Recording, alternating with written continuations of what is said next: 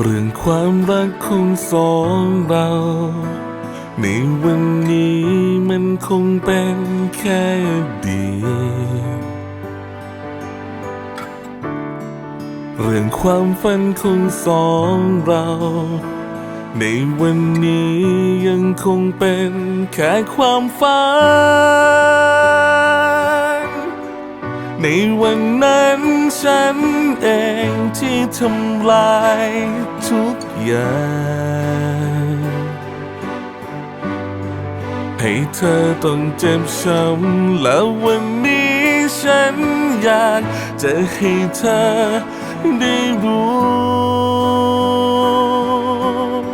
โปรดกลับมาเป็นเหมือนเดิมจะได้ไหมก็ฉันรักเธอเธอก็รู้และเข้าใจดีทุกอย่างแล้ววันนี้อยากจะขอให้ฉันรักเธอดังวันนั้นจะไม่ทำให้เธอต้องเสียใจอีกแล้ว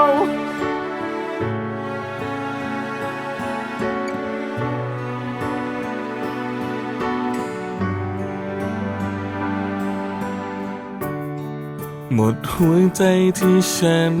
มีก็เท่านี้ฉันรู้ดีว่าเธอคงไม่คืนมาทำให้เธอเสียใจกว่าจะรู้ว่ารักเธอมันก็สายก็วันนั้นฉันเองที่ทำลายทุกอย่างให้เธอต้องเจ็บช้ำแล้ววันนี้ฉันอยากจะให้เธอได้รู้โปรดกลับมาเป็นเหมือนเดิม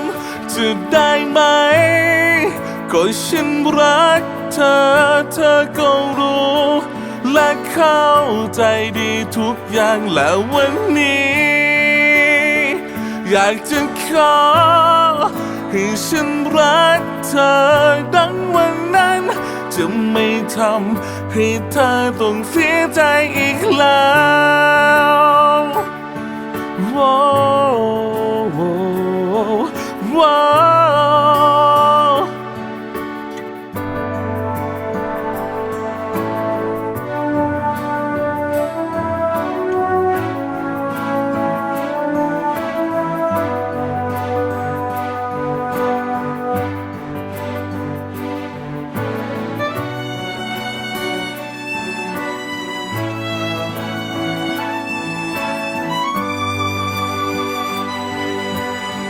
โปรดกลับมาเป็นเหมือนเดิ